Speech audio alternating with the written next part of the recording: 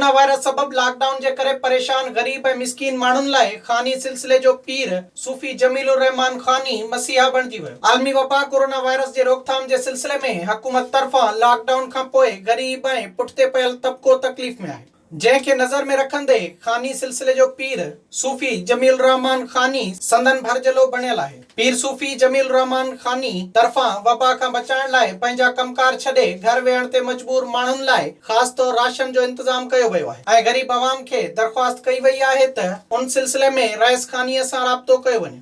तमाम भाइयों से ये दरख्वास्त है कि जिन जिन को राशन की ज़रूरत है तो आप लोग रईस खानी साहब से रब्ता करें। अल्हम्दुलिल्लाह हमारा जो खानिया वेलफेयर के लड़के काम कर रहे हैं, तो उनके ऊपर अभी इस वीडियो पे आपको एक नंबर भी नज़र आ रहा होगा। इस नंबर पे रब्ता करें तो अल्लाह के हुक्म से आप लोगों के घरों तक राशन पहुंच जाएगा। विजिट कयो अवामी आवाज़ मीडिया ग्रुप की वेबसाइट awamiawaz.pk।